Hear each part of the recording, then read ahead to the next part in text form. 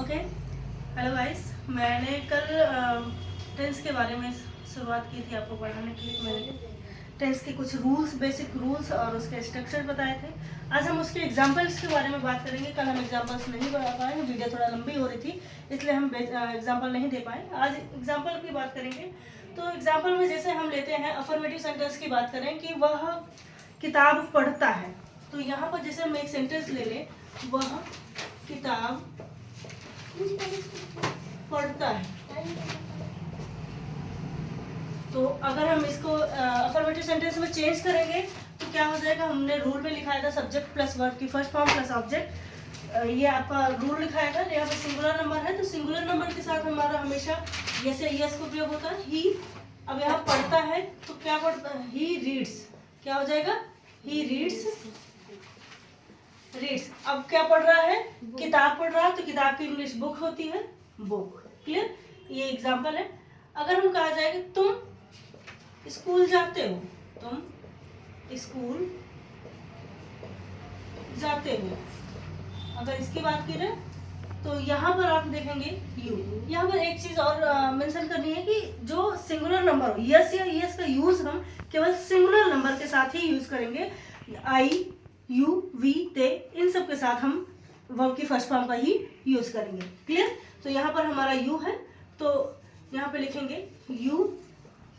जाने की इंग्लिश होती है गो, तो यू गो कहाँ जा रहे हैं, टू स्कूल।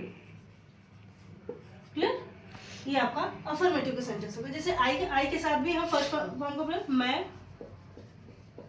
पत्र लिखता हूं। यहां पर हम क्या करेंगे, आई राइट अ लेटर। क्लियर, ठीक है। इसके बाद हम आएंगे नेगेटिव पे। क्लियर, अभी हमने कुछ अफर्मेटिव सेंटेंस आपको बताए थे, अभी हम कुछ नेगेटिव और इंटरोगेटिव ले लेते हैं। यहाँ पर देखिए, वह स्कूल नहीं जाता। जब यहाँ पर ही, वह की इंग्लिश क्या होती है, ही में हम लिखते हैं ही। और मैंने आपको बताया था कि जब हम नेगेटिव सेंटेंस आएगा दो और डस का प्रयोग करेंगे, तो यहाँ पर सिंगुलर है, सिंगुलर के साथ ऑलवेज हम डस का यूज करेंगे। He does not go to school, go to school. Clear, अगर यहाँ पर हम इंट्रोगेटिव की बात करें तो इंट्रोगेटिव में क्या तुम स्कूल जाते हो, तो यहाँ पर प्लूरल है, प्लूरल के साथ डू का प्रयोग करते हैं और सिंगुलर के साथ डज का प्रयोग करते हैं। क्लियर, तो सबसे पहले हमने ये सिंगल इंट्रोगेटिव है, तो सिंगल इंट्रोगेटिव के साथ हम क्या करेंगे, यहाँ पर लिखेंगे do you go to school. Clear, do you go to school, ये आपका बनेगा। सॉरी, यहाँ पर क्वेश्चन मार्क लगाना नहीं भूलेंगे। मैं उसे नहीं जानता, तो ये क्या लिखेंगे, I do not know him. Clear, क्या हो गया, I do not know him. अगर इसका शॉर्ट फॉर्म में बोला तो आई डोंट नो हिम। आप लोग अगर अपनी वोकल इंग्लिश में बोलना चाहें तो आई डोंट नो हिम, और अगर ग्रामेटिकल की बात करें तो I do not know him. Clear, अभी तक हमने प्रेजेंट इंडेफिनिट या सिंपल प्रेजेंट के बारे में पढ़ा। अब हम टेंस पढ़ेंगे, प्रेजेंट कंटिन्यूअस। ये प्रेजेंट कंटिन्यूअस को हम किस नाम से और जानते हैं, इम्परफेक्ट टेंस। किसके नाम से जानते हैं, इम्परफेक्ट टेंस के नाम से जानते हैं। और उसके जो कुछ इंस्ट्रक्शन है वो हम आपको बता रहे हैं। इंस्ट्रक्शन में देखिए, यहाँ पर अफर्मेटिव प्लस नेगेटिव करके मैंने लिखा। उसमें पहला जो है अफर्मेटिव पर है और सेकंड नंबर जो है वो क्या कहते हैं, नेगेटिव पर।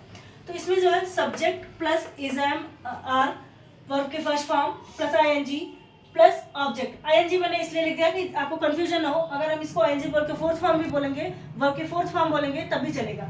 यहाँ पर हमने लिखा वर्ब के फोर्थ फॉर्म यानी कि आईएनजी प्लस ऑब्जेक्ट। ये आपका अफर्मेटिव सेंटेंस का है। नेगेटिव में देखेंगे subject plus is am are plus not plus verb के फर्स्ट फॉर्म प्लस आईएनजी या fourth form plus object. Clear, उसी जगह मैं इंटरोगेटिव कर लेती हूँ। तो इंटरोगेटिव में देखेंगे आपका पहले जो क्या से शुरू होने वाले वर्ड है, जैसे कि मैं पहले भी बताई हूँ कि जो क्या से शुरू होने वाले जो सिंगल वर्ड वाले सिंगल क्वेश्चन वर्ड होते हैं उन्हें हम कहेंगे तो इज एम आर से स्टार्ट करेंगे, उन्हें मतलब हेल्पिंग वर्ड से स्टार्ट करेंगे, plus subject plus not plus verb की first form plus ING plus object. ये आपका सिंगल इंटरोगेटिव टेंस का रूल है। फिर इसके बाद आपका आता है question double interrogative. Double interrogative में पहले हम क्वेश्चन वर्ड को रखेंगे, आफ्टर देन हम हेल्पिंग वर्ब रखेंगे, आफ्टर देन सब्जेक्ट, फिर नॉट, फिर वर्ब के फर्स्ट फॉर्म के साथ ING plus object. That's it. Clear? अब आते हैं एग्जांपल पे। हमने पढ़ाया इसके कुछ रूल्स, कुछ स्ट्रक्चर आप लोगों को पढ़ाया, आई होप आप लोगों को समझ आया होगा। अब हम इसके कुछ एग्जांपल्स लेते हैं, वो आपको देखते हैं। जैसे हमने लिया तुम खाना खा रहे हो, तुम खाना खा रहे हो, यहाँ पर आपको क्या है, तुम की इंग्लिश यू होती है, यू। यू के साथ हमको पता है क्या लगता है, आर लगता है। क्या लगता है, प्लूरल नाउन या प्रोनाउन के साथ हम क्या लगाएंगे, आर लगाएंगे। तो यू आर, क्या लगाएंगे, आर। यू आर क्या खा रहा है, ईट। ईट खाने की इंग्लिश क्या होती है, ईट। इसमें जब हम फोर्थ फॉर्म ऐड कर देंगे तो क्या हो जाएगा, ईटिंग। ईट की फोर्थ फॉर्म क्या होती है, ईटिंग। ईटिंग अब क्या खा रहा है, खाना खा रहा है, ईटिंग फूड। क्लियर? भाई खा रहा है तो खाना ही खा सकता है, अभी तो यही पता है, बाद में पता चलेगा क्या खा रहा है। चलो अब यहाँ पर क्या होगा, you are eating the food. अब जैसे सीता, सीता गाना नहीं गाती। भाई क्यों नहीं गा रही है, उसको मनाना पड़ेगा, है ना? क्यों? चलिए कोई बात नहीं, बाद में मना लेंगे। अभी इनको बस यही बता देते हैं कि ये गाना क्यों नहीं गा रही है, यही जान लेते हैं। गाना नहीं गाती, सीता गाना नहीं गाती। अभी सीता, सीता को हम SITA भी लिख सकते हैं, डबल E भी लिख सकते हैं, ये डिपेंड करता है कि हम कौन सी स्पेलिंग यूज कर रहे हैं। फिलहाल हम आई यूज कर रहे हैं। तो सीता इज, अब सीता सिंगुलर नाउन है, हाँ बोलो। यहाँ पर सीता गाना नहीं गा रही, थोड़ा सा मिस्टेक हो गई थी, वो हम सुधार लिए हैं। सीता गाना नहीं गा रही, भाई क्यों नहीं गा रही है, इसको हम देख रहे हैं। सीता, अब सीता सिंगुलर नाउन है, सिंगुलर नाउन के साथ हमेशा क्या यूज करते हैं, प्रेजेंट कंटिन्यूअस में इज का प्रयोग करते हैं। तो क्या हो जाएगा, सीता इज। ठीक, सीता इज। अब क्या कर रही, गा रही। तो गाने की इंग्लिश क्या होती है, सिंग। सिंग की फोर्थ फॉर्म क्या हो जाएगी, सिंगिंग। सिंग की फोर्थ फॉर्म क्या हो जाएगी, सिंगिंग। और क्या नहीं गा रही भाई, गाना, singing a song. Clear? Sita is not, sorry not, हम यहाँ पे मिस्टेक हो गया, Sita is not singing a song. Clear? अब आते हैं, हमें इंटरोगेटिव वर्ड मिला है। इंटरोगेटिव वर्ड में डबल इंटरोगेटिव पहले है, तो हम देखते हैं सीता। यहाँ पर ध्यान देना है कि डबल इंटरोगेटिव में पहले हमें इसे अंडरलाइन देना है। क्लियर?